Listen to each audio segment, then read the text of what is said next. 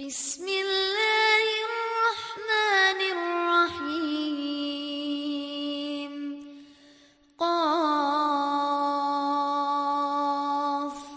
wal Kodrotan Muktaramin, para alim, para kiai, khusus panjenenganipun Bapak Kiai Haji Mamun Afandi, Ketua PCN Bapak Sostoyo, pengurus tim Turba PC yang rawuh wonten majelis menika. Kang kula hormati Bapak Kiai Haji Ahmad Jalil Muadi, Rais MDCNU Modo, yang kula hormati Ustaz Mukhlisun Sarjana Hukum, Ketua MDCNU Modo, Sostoyo, para bapak di jajaran Surya maupun Tanfidiyah, pengurus ranting se MWC NU Modo dan badan otonomnya. Syukur alhamdulillah pada hari ini kita bisa bersama-sama hadir untuk mengkaji kembali dan juga silaturahim antara MWC dengan ranting dan juga dengan pengurus PCNU Babat. Mudah-mudahan hadir kita di majelis ini mendapatkan ridho dan hidayah dari Allah Subhanahu wa Ta'ala sebagai wujud khidmat kita terhadap Nahdlatul Ulama. Yang pertama, saya ucapkan selamat kepada MWC NU Modo yang telah sukses 2 bulan kemarin menjalankan konferensi MWC sehingga telah terbentuk kepengurusan yang tadi diaturkan meskipun baru berusia 2 bulan dan juga belum dilantik di pengurus MWC, tapi sudah manuk itu cucu apa saya belum dilantik tapi standar. Ini MWC nomor 2, alhamdulillah wujud dari komitmen pengurus MWC untuk menerima amanat konferensi seperti itu. Meskipun belum dilantik sudah melakukan aktivitas merealisasikan program itu. Yang kedua juga terima kasih atas berkenannya MWC dan seluruh ranting menerima tim dari Turba PCNU ini. Insya Allah nanti ada hikmahnya untuk kita semua di dalam kita berkhidmat terhadap Nahdlatul Ulama. Lunijin ya kalau sebenarnya kalau suatu semakin lebih enak kita berkomunikasi. Apa kan Pak Yai?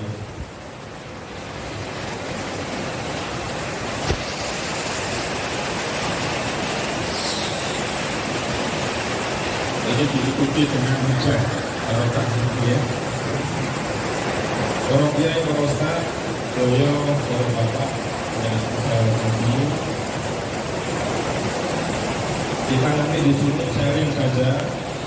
Insya Allah materi ini sudah dengan paus, ini ADART maupun Pergum Nahdlatul Ulama. Kita sharing, nanti kita diskusi.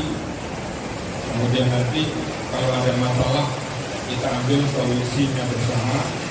Ini demi kemaslahatan kita di dalam mengabdi untuk menjadi pengurus NU yang baik.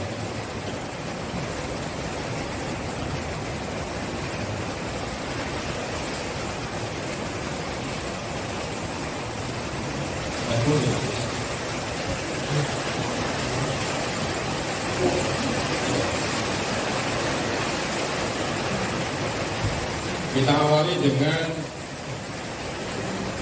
satu abad Nahdlatul Ulama. Jadi satu abad Nahdlatul Ulama kalau mengenai menikah mengambil tema yang cukup monumental, menciptakan Nahdlatul Ulama menjemput abad kedua menuju kebangkitan baru. Kemudian subtemanya merawat jagat membangun peradaban.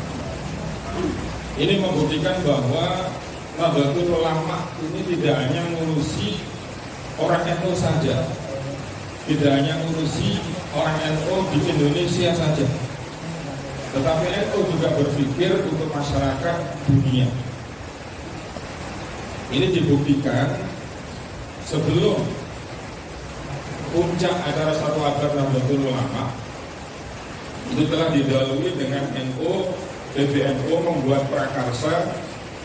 Setelah negara ada acara G20, NU juga ada acara R20, religi 20, yang menghadirkan tokoh-tokoh agama, tidak hanya Islam tapi juga non-Muslim, di 20 negara di dunia, dilaksanakan di Bali. Itu bukti bahwa NU ini berpikir bagaimana masyarakat dunia ini bisa aman, bisa tentram, sehingga beribadah sesuai dengan agamanya itu bisa dilaksanakan dengan baik. Ini wujud dari perawat jagat membangun peradaban di dunia, tidak hanya di Indonesia. Kemudian untuk mengarah ke sana, kita juga sebagai pengurus perlu mendukung. Terus ini pengurus NU ini dari seluruh tingkatan ini menjadi pengurus yang profesional. Insya Allah jajaran pengurus MBC Modo, Ranting ini juga sudah mengarah ke profesional, karena semua punya titel profesor. Seperti panggilan itu yang di depan ini, semuanya profesor. Protolan Pemuda Ansor. Kami kalau Protolan Pemuda Ansor. Jadi profesional semua pengurus ini diperlukan di semua jajaran. Bagaimana ciri pengurus yang profesional itu? Satu, kerja keras, kemudian kerja cerdas, kerja tuntas, dan terakhir adalah ikhlas. Kerja keras ini artinya bagaimana kita sebagai pengurus itu tidak hanya lempeng-lempeng saja, tidak hanya menjalankan aktivitas dunia, rutinitas keilmuan, tahlilan, yasinan, sholawatan, itu pun kalau diundang, tidak diundang ya kalau kegiatan. Kalau hanya itu yang kita lakukan, berarti kita belum bisa kerja keras sebagai pengurus. Maka kita harus menjalankan amanat organisasi yang telah diamankan oleh saat konferensi di tingkat MBC pada saat musker, ya, di tingkat ranting. Setelah musker terpilih pengurus kan membuat program kerja. Itu dipilah-pilah mana yang menjadi skala prioritas untuk dilaksanakan pada tahun pertama, tahun kedua, tahun ketiga. Itu namanya kerja cerdas. Jadi melaksanakan program saking skala prioritas sampai nanti tuntas di akhir masa khidmat kepengurusan. Yang terakhir adalah ikhlas. Ini ciri dari pengurus NU yang profesional. Dan untuk mengarah ke sana perlu ada pendekatan responsif. Responsif itu pengurus ini harus merespons cepat terkait dengan hierarki mekanisme organisasi. Perintah dari PC ke MBC segera MBC merespon. Jangan kondisi. Ada program pendataan aset NU segera bergerak di tingkat MBC perintah karantina merasa segera bergerak.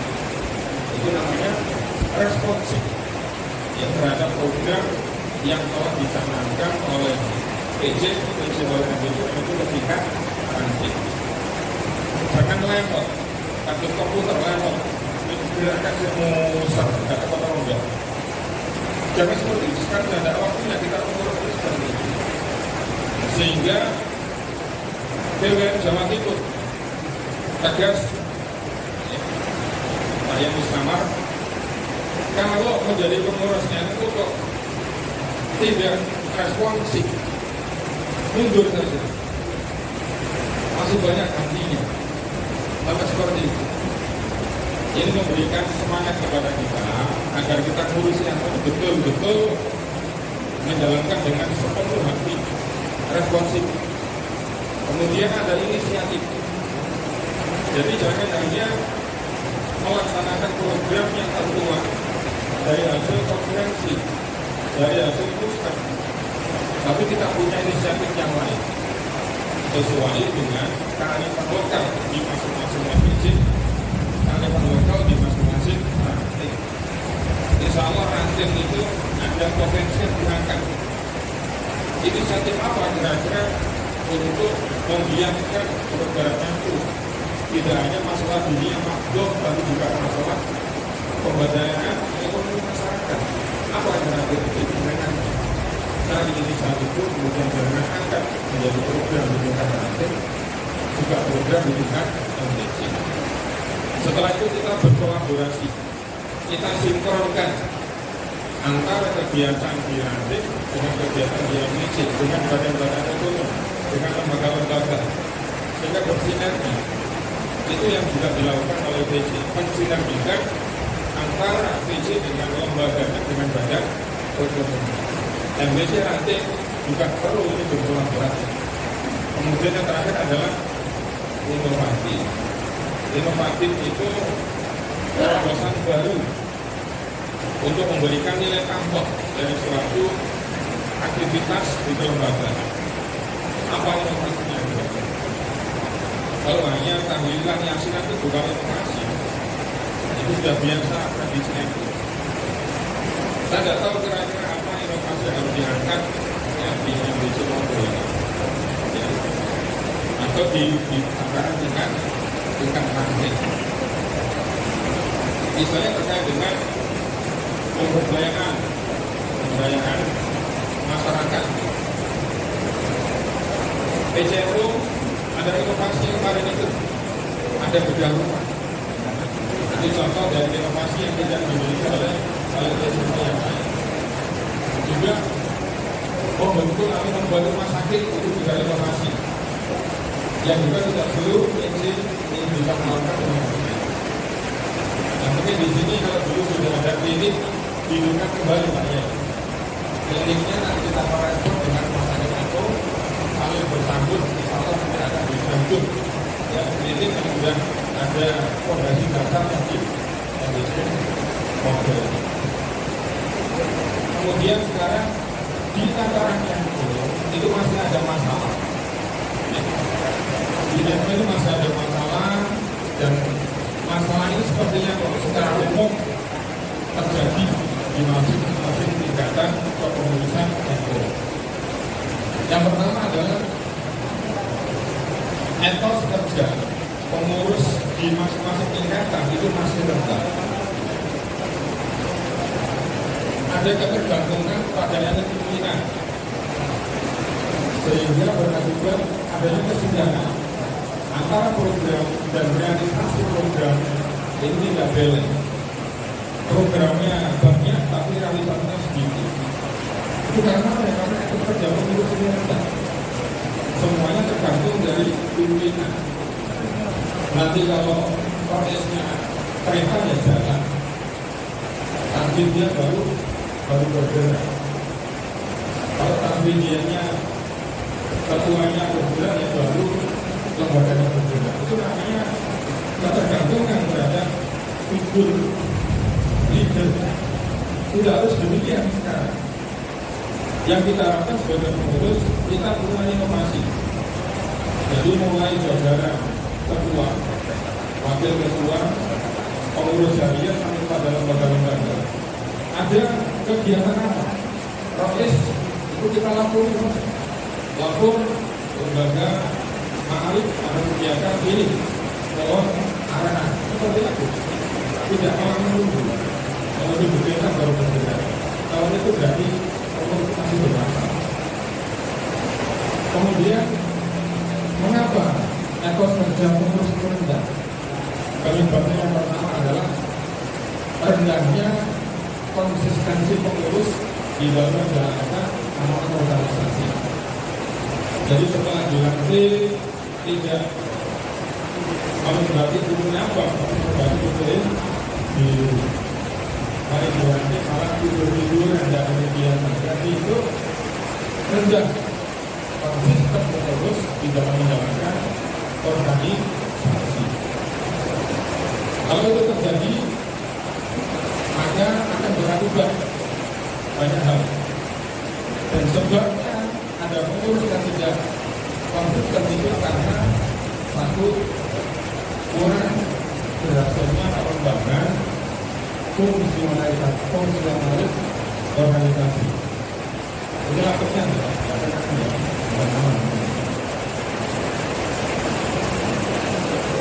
Jadi rendahnya konsentrasi pengurus itu pertama penyebabnya karena kurang berhasilnya fungsionalis organisasi.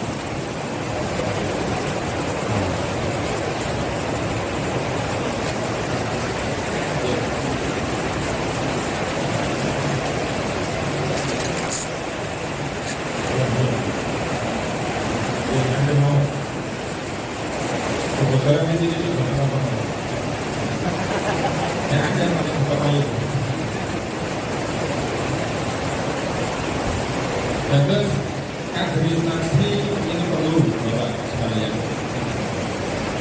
Bagaimana potret itu di masing-masing tingkatan untuk 5-10 tahun yang akan datang.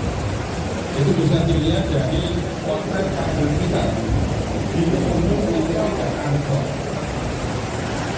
Kalau umum ITB dan Ansor kader kita itu senangannya di kafe, ya, senangannya selfie, dan nanti engkau kita juga menjadi engkau kafe ya, engkau selfie, tidak ada program sendiri.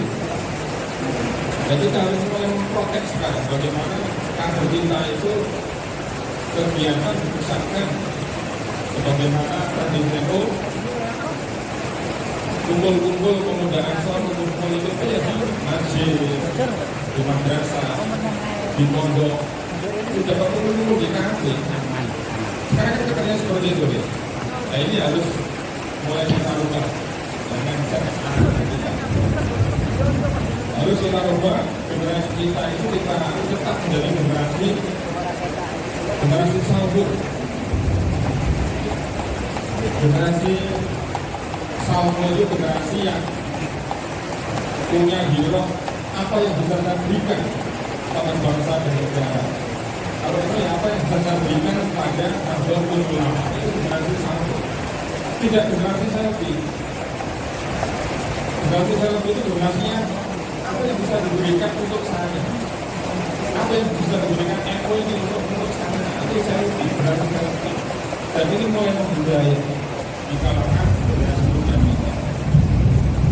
Tapi kalau dulu sedikit, kalau MBC itu ya Ansor itu kan mata gue pakai dasar komuniti itu mereka itu masih berpikir apa yang bisa diberikan oleh NU kepada kita, bukan apa yang bisa saya berikan kepada Nahdlatul Ulama.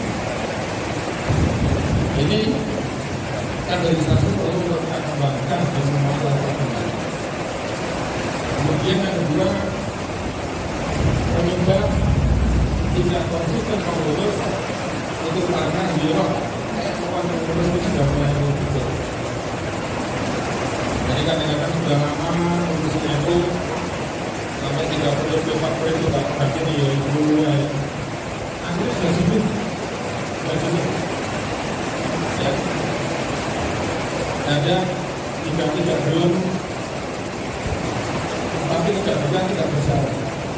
Akhirnya kadernya mulai pakai, ya, karena orang itu seperti itu, tawaduk pada kiai, tawaduk pada pimpinan kita, tapi tidak berjalan.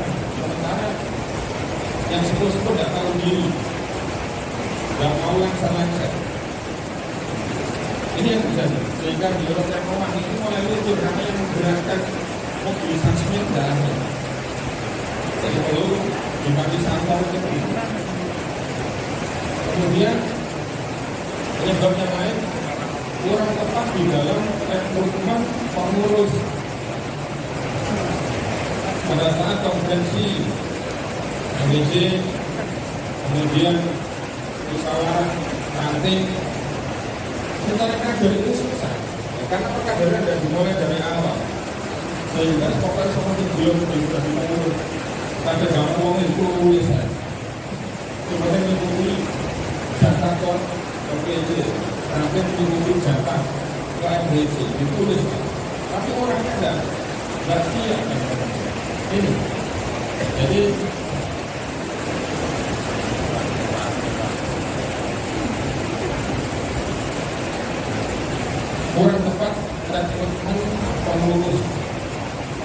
kalau kita memilih pengurus kita harus melihat bagaimana latar belakang pendidikannya, bagaimana belakang organisasinya, kaki pada organisasi, kaki di organisasi kita harus menjadikan prioritas, karena asal pokok. Kemudian masalah yang kedua, jadi itu tadi penyebab rendahnya konsistensi pengurus itu ada beberapa sebab.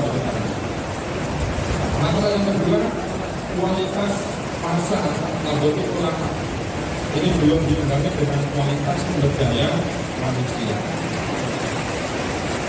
Anggota yang memerlukan, tapi SDM yang mumpuni ini masih rendah. Tapi sekarang alhamdulillah sudah mulai meningkat. SDM itu sudah banyak bermunculan kabupaten Polda NU dibanding dengan ormas yang lain, dan itu diakui. Keilmuan kader NU ini oleh ormas yang lain diakui. Agus Gusraha sebenarnya beliau kader NU dan keilmuan ini juga harus kita wujudkan di MBC, biar jangan sampai SDM masyarakat kita rendah. Dengan upaya dari lembaga, upaya dari organisasi dan MBC ini untuk meningkatkan sumber daya manusia membantu ulama lewat jalur pendidikan. Masalah yang ketiga, kekuatan jamaah ini belum sepenuhnya menjadi kekuatan jamiah. Nah, ini yang banyak. Kadang di desa itu ada NU mayoritas, NU-nya mayoritas. Amalia di bagiannya juga amalia NU. Mulai lahir sampai mati diurusi di tanah NU. Tapi kalau ditanya, ada tidak pengurus NU dilantik? Ada apa? Apa kegiatannya? Tidak tahu. Jadi pengurus NU-nya itu ada, tapi layak itu malah ya. Tidak bermutu sama ada bantuan ya iya minta. Itu yang banyak seperti itu. Tapi kalau dimintai bantuan untuk suksesnya program BC, memang itu artinya kualitas masa ini, kualitas jamaah belum dibina adalah kualitas jamiah. Makanya mari kita hidupkan jamiah membangun ulama dianti. Jadi MBC itu kalau pada makhluk masih ada rantai yang belum siap itu banyak MBC dan sudah siap masalah MBC itu baru kita bisa mengingat betul dan kan tidak hanya datang untuk sana sama juga itu ada MBC yang betul itu masih belum siap apa kita datang malaikat ada apa? Atau ketemu sama Nabi. Itu artinya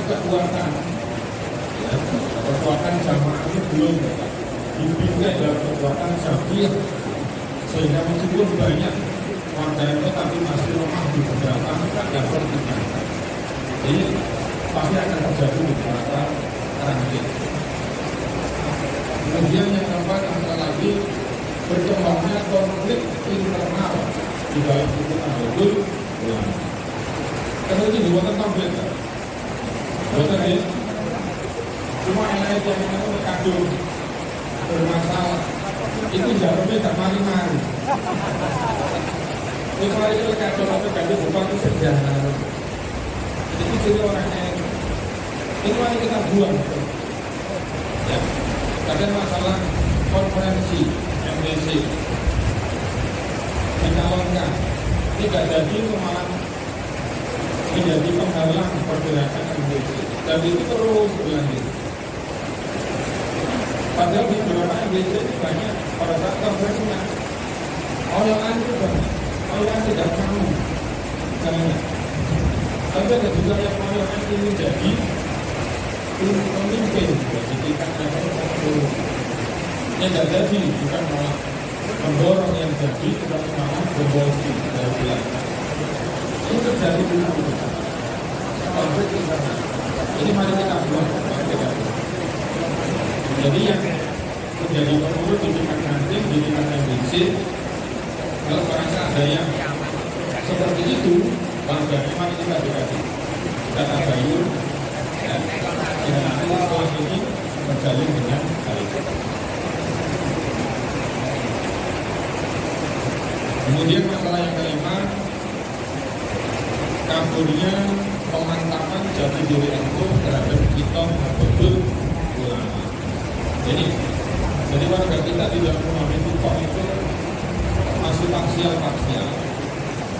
Sehingga masih ada pengurus ranting NU, yang pengurus ranting partai politik, pengurus harian di PC, di MBC juga dari pengurus di partai politik. Masih wajar teman-teman. Ngaji mumpung gitu.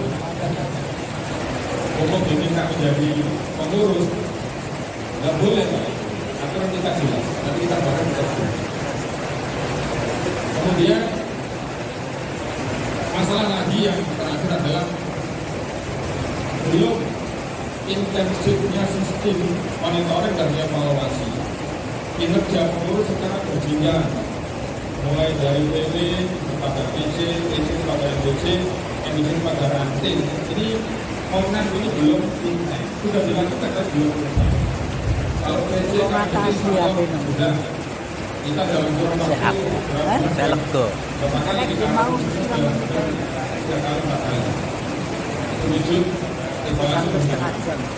Itu 3 kali dilakukan oleh MBC ketika ranting intens. Jadi ada pengendalian. Kalau ada ranting yang diundang 1 kali nggak datang, 2 kali nggak datang, kita untuk sendiri ada masalah apa?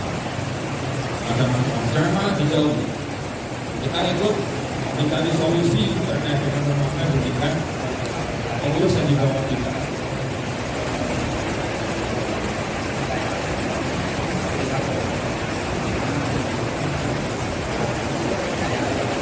Nah, kemudian untuk menyambut program yang pelatihan dunia tadi itu, PWNU Jawa Timur mempunyai macam barukan.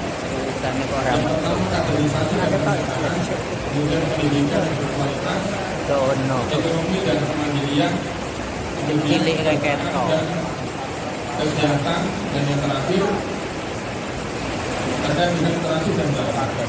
Ini program PWNU yang insya Allah sudah di-breakdown oleh PCNU dari kelima program ini. Kaderisasi dari program pendataan kader dan juga kamu nanti akan kita lakukan sebagai pendidikan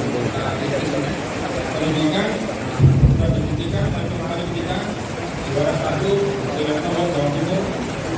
Ekonomi kemandirian akan kita gerakan lembaga perekonomian lewat Maret akan kita juga bergerak itu. Kemudian kesehatan dan gabungan rumah sakit nanti kita breakdown di masing-masing yang itu juga punya klinik. Kemudian literasi dakwah. Nah, sekarang kita masuk kepada peraturan perkumpulan Nahdlatul Ulama. Perkum itu badan hukum yang telah mendapatkan pengesahan dari lampu tambah jauh. Jadi perkum NU itu sudah disahkan oleh negara untuk dilaksanakan sebagai dasar organisasi. Sehingga tata urutan perundangan di NU itu ada komunikasi, ada anggaran dasar, ada anggaran rumah tangga itu, kemudian peraturan perkumpulan itu, hasil kongres itu, hasil konferensi wilayah. Dan ini seperti kalau ART-nya 209 pasal banyak, maka nanti akan kita ambil pokok-pokoknya saja. Kemudian yang kedua, peraturan perkumpulan Nahdlatul Ulama. Ini hasil konferensi besar NU di Jakarta tahun 2022. Ini mengatur tentang 3 hal. 1, keanggotaan dan kader, kemudian koordinasi dan pedoman, administrasi dan keuangan NU. Yang pertama, keanggotaan dan kader itu nanti ada 2 pergub. Kemudian keorganisasian 12 pergub, administrasi keuangan ada 5 pergub. Ini yang pertama. Keanggotaan dan kader itu diatur di Pergub 1 2022 tentang cara-cara penerimaan dan pemberhentian anggota. Jadi tidak sembarang penerima dan memberikan ada aturannya. Kemudian Pergub 2 2022 tentang sistem kaderisasi. Jadi kita membahas tentang kaderisasi ini. Jika tidak fokus, kader kita mulai dari ekonomi politik sampai di Pansel, di Ansel. Yang kedua keorganisasian, jadi Pergub 3 2022 tentang syarat menjadi pengurus. Jadi tidak hanya ditunjuk, tapi ada syaratnya negara kita. Kemudian Pergub 4 2022 tentang tugas pokok dan fungsi menjadi pengurus. Pergub 5 2022 tentang pembentukan pengurus baru. Ini masih bagian organisasian. Ya, Pergub ini. Yang ketiga administrasi dan keuangan.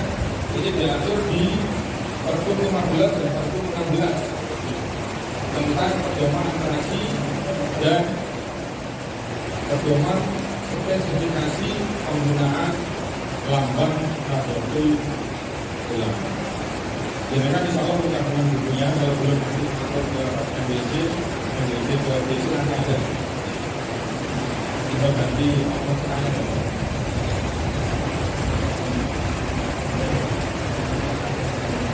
Nah, ini kita dapatkan singkat-singkat saja. Di aturan itu ada istilah peraturan organisasi, ada istilah pedoman organisasi. Peraturan organisasi NU itu petunjuk teknis dalam pelaksanaan anggaran dasar dan anggaran rumah tangga Nahdlatul Ulama. Petunjuk teknisnya itu diatur di peraturan organisasi. Kalau pedoman organisasi itu petunjuk dan penjelasan peraturan organisasi sebagai penjabaran ASN Nahdlatul Ulama, jadi lebih luas dijabarkan di pedoman organisasi.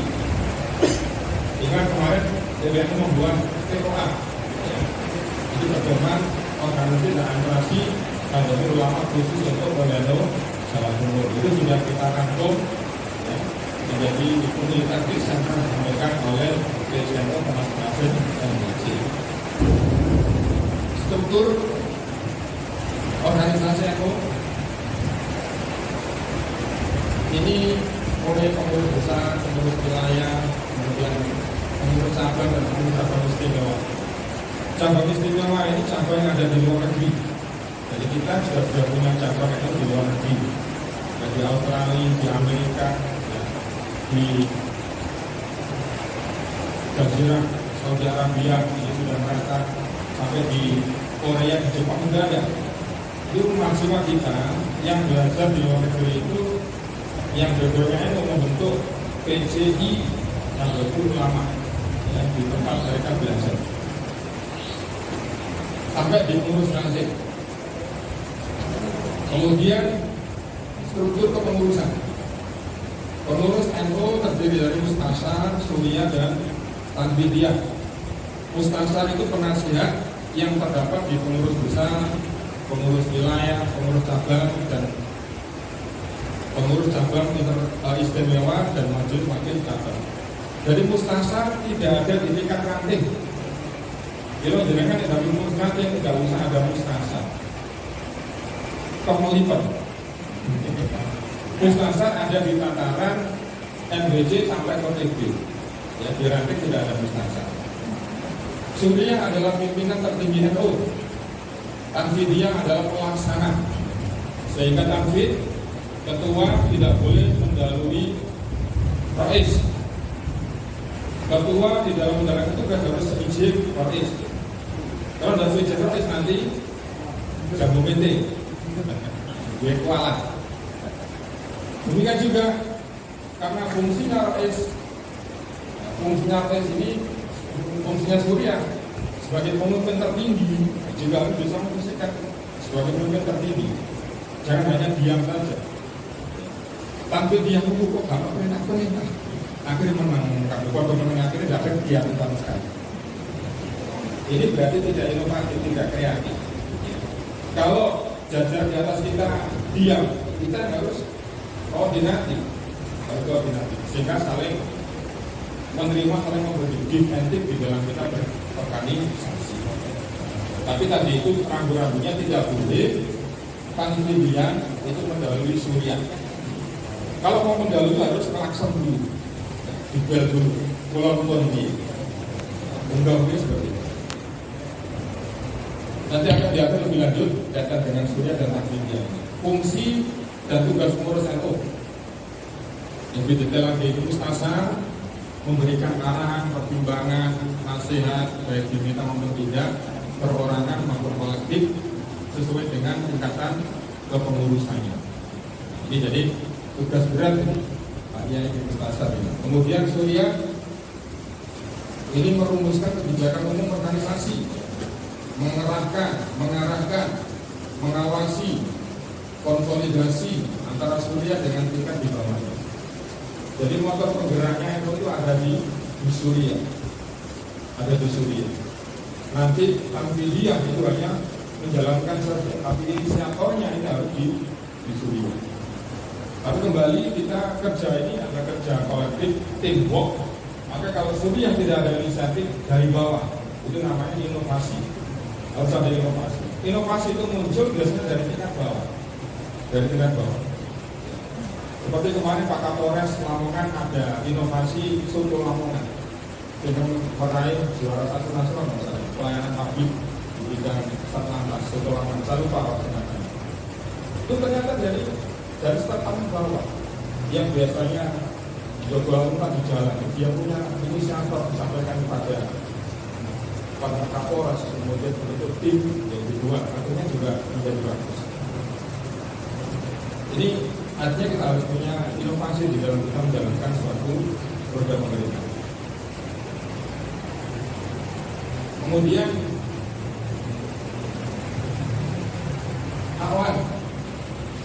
Awan ini staf ahli surya dalam menentukan arah kebijakan semua sektor bidang harapan atau itu ulama.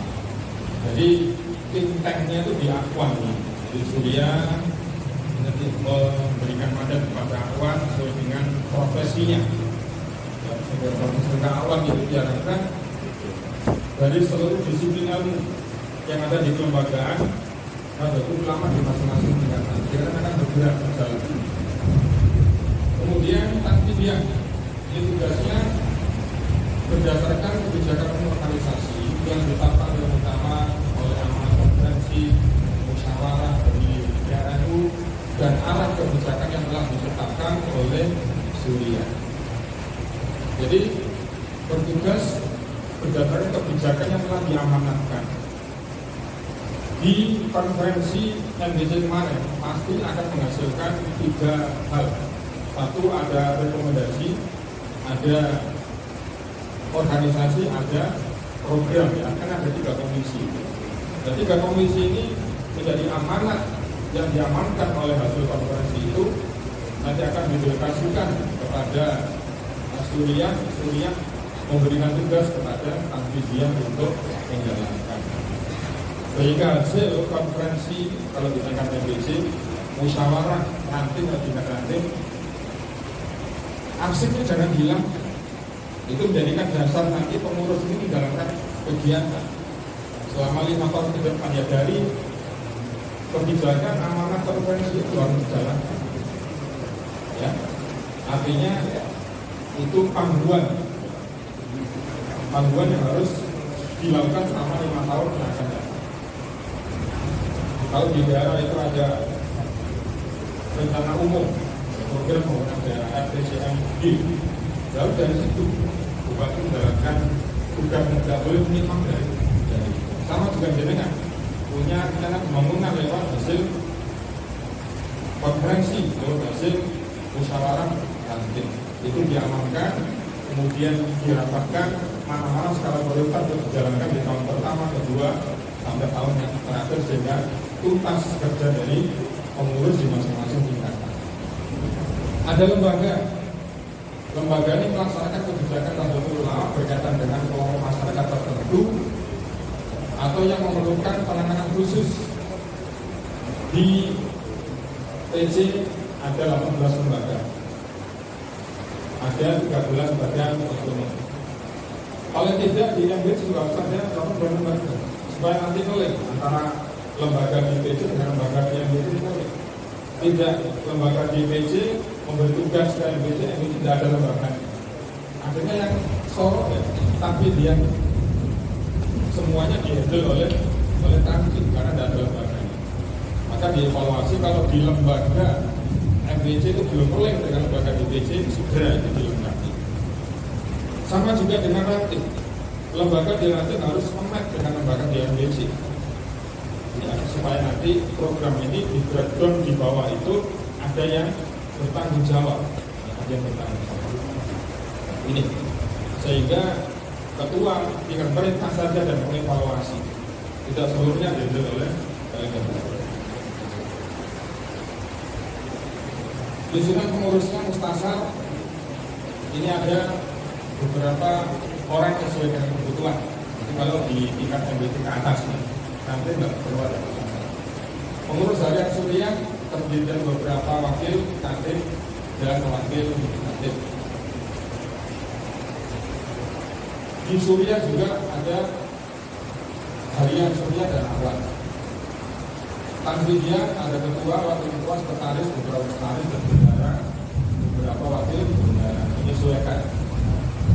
Kemudian ada pengurus pleno terdiri dari mustasar, pengurus lengkap Surya, pengurus dari Tanfid dan badan ketua pendidikan di tingkat masing-masing tingkatan.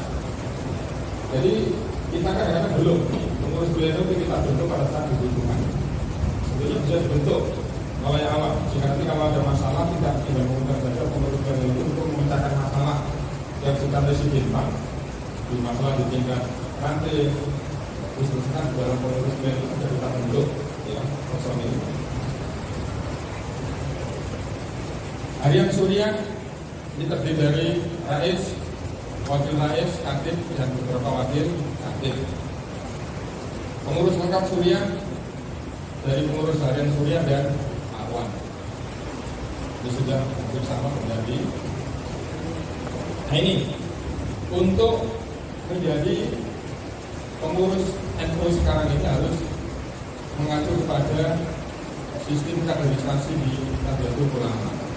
Di Pergub itu diatur di bab 6 mulai pasal 10 itu mengatur bahwa PBNU ini wajib untuk melaksanakan akademi kepengurusan kepemimpinan Nahdlatul Ulama itu 1 tahun minimal 1 kali. Jadi yang bisa ditunjuk menjadi pengurus besar NU yang sudah punya sertifikasi AKM NU, Akademi Kepemimpinan Nahdlatul Ulama. Harus seperti itu sekarang. PBNU ini wajib melaksanakan PMKNU. PMK itu pendidikan menengah kepemimpinan Nahdlatul Ulama. Itu 2 tahun, 1 tahun 2 kali harus dilaksanakan di PBNU.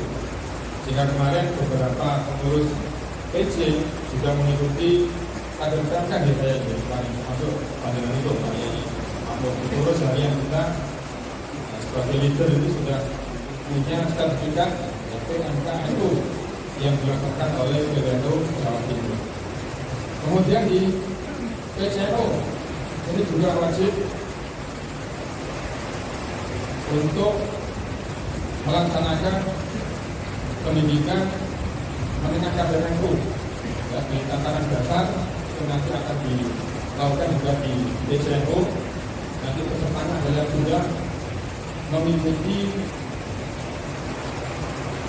AKN, mengikuti PB, PKP, NU.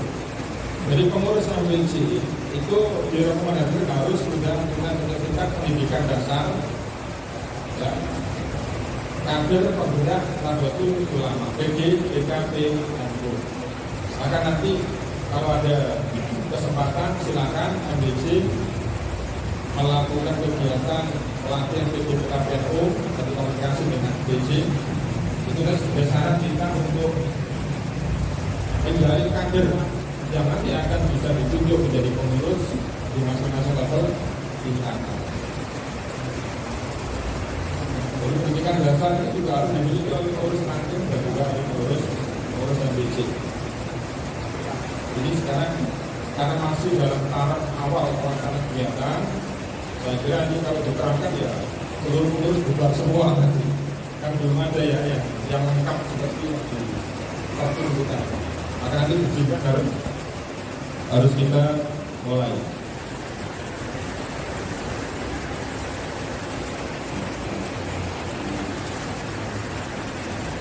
Masa ada waktu nanti saya tambahkan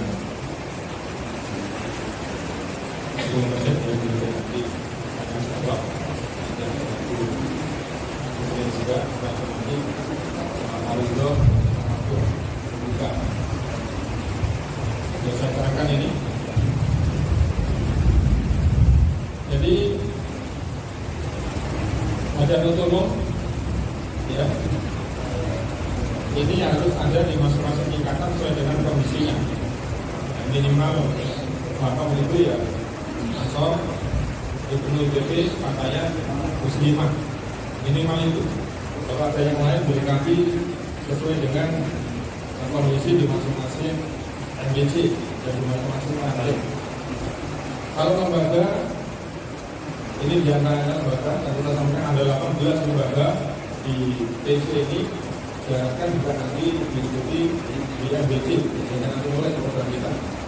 Masa khidmat pengurus NU di semua tingkatan itu 5 tahun, kecuali pengurus cabang istimewa hanya 2 tahun.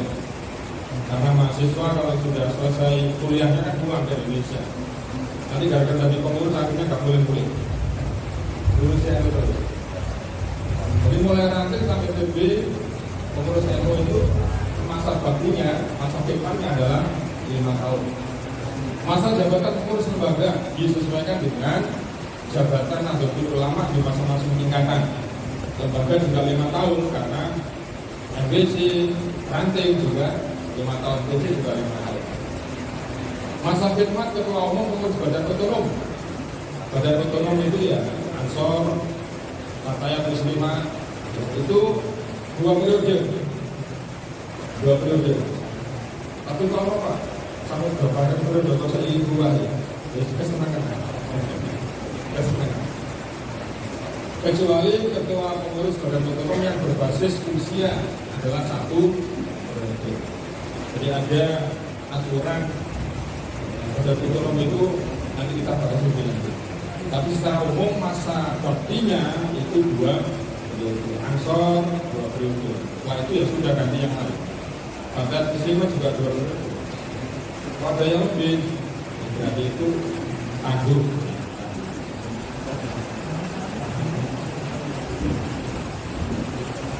Permusyawaratan MBC dan ranting ini yang harus kita pahami. Konferensi majelis wakil cabang. Jadi konferensi itu ada di tataran MBC ke atas. Musker juga MBC ke atas. Tapi di ranting itu tidak ada konferensi, yang ada dalam musyawarah ranting. Sehingga kalau ada rapat memilih pengurus, pergantian pengurus, biasanya jangan konferensi ranting itu terlalu pelik. Ayo, cukup musyawarah ranting, musrah. Itu keren ya, konferensi ranting itu dulu. Ya, tidak boleh ya sekarang harus mulai taat kepada konferensi. Cukup musyawarah. Kalau MBC bisa konferensi tidak. Musker, berarti musker. Di PJ juga ada musker. Rapat-rapat itu ada rapat kerja, rapat pleno, rapat harian sekian. Nanti akan kita bahas. Idealnya pengurus itu harus melakukan rapat ini berapa kali. Keuangan dan kaya NU.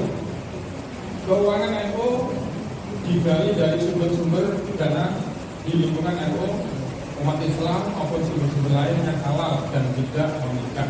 Dengan catatan jangan terlalu banyak membuat proposal. atau sendiri ini promosi. Tiga itu tiga saru. Tapi nanti insya Allah orang-orang yang bisa komunikasi dengan kita tanpa kita minta itu nanti akan ini kok gak memberi ya, jadi jaluri. Tapi tidak usah proposal. Secara tabayun, secara keluarga, insya Allah bisa. Karena kita punya link beberapa lembaga yang lain. Kemudian sumber dana lain juga bisa ditarik uang pasar, uang anak sahriah. Jadi menjadi anggota NU itu bisa pengurus itu menarik uang pangkal, uang anak, uang sahriah. Namanya apa? Uang ditarik. Tanggulan itu lain langsung ini kalah itu. Duit kritikan kabel karena gue kayak sekali. Karena banyak kritikan semua. Ini kita masih belum jalan. Tentang pemilihan pengurus saya sudah bisa diketahui kalau di jajaran Suriah itu harus dilakukan lewat anggota, kemudian dengan media harus melalui proses voting.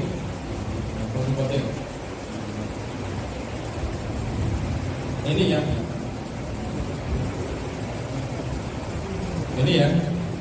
proses dan kota terpilih sebagaimana konferensi dan pelaksana organisasi pasca pelaksanaan konferensi. Ini meskipun belum dilantik sudah bisa menjalankan tugasnya sebagaimana pengurus NBC belum dilantik sudah sah untuk menjalankan roda organisasi.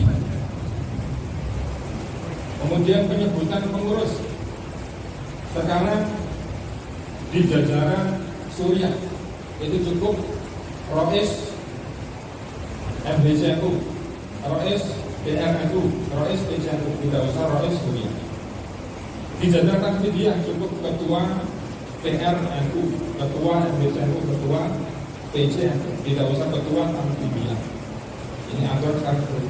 Tapi kita akan sudah terlalu enak menyebut Rois Suriah ya. Rois Suriah, ketua Amfibia, ketua Amfibia. Kalau Rois sudah jelas itu Suriah. Kalau ketua sudah jelas itu jajaran Amfibia.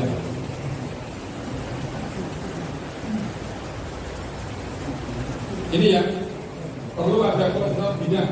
Nanti di MBC sudah dilakukan, insya Allah dari beberapa lembaga harus ada koordinatnya, sehingga nanti akan bisa dievaluasi.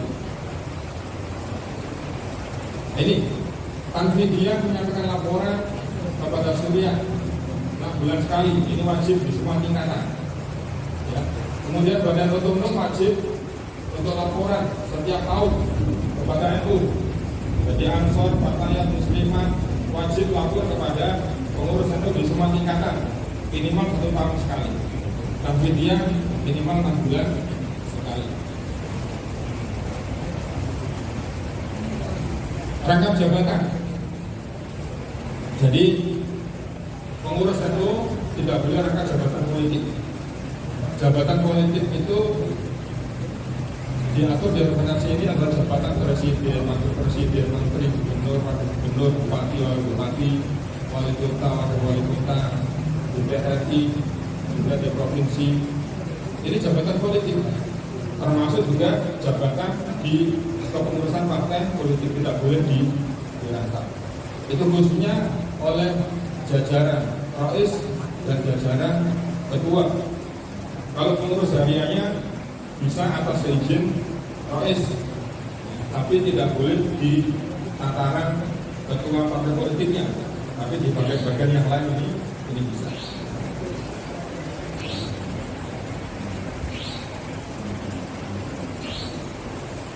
Ini kita cukupi di situ ya, kaitan dengan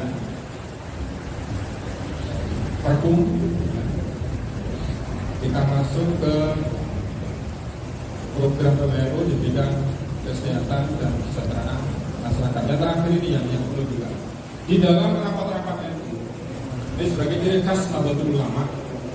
Jangan mari rapat ini kita buka dengan bacaan basmalah, kita tutup dengan bacaan alhamdulillah. Ini pembukaan yang minimalis. Harus kita rubah, diatur di sini. Kalau kita membuka acara rapat, kita awali ini tulisannya nggak lengkap ya. Ini bunyinya yang bisa baca saya sendiri. Bunyinya itu ila hadratin Nabi Mustafa Sayyidina Muhammadin wa ala alihi wa ashabihi wa ala ma'nawa salafus soleh wa ala ma'nawa mu'asis Nahdlatul Jami'ah Nahdlatul Ulama wa ala ma'nawa al-qadirun al-fatihah. Ini awasannya mata sajane kata. Kemudian menutup, kita tutup dengan bacaan al-asr 3 kali dan 2 kafaratul. Ini ya, ini ciri endo. Monggo dimulai nanti kata-kata. Inilah hadratin Nabi Mustafa Sayyidina Muhammadin wa ala alihi washabihi wa ala manawa salafus soleh wa ala manawa muassis jami'ah Nahdlatul Ulama wa ala manawa al-qadirun al-fatihah. Oke. Kita lanjut dengan Nahdlatul Ulama. Nahdlatul Ulama.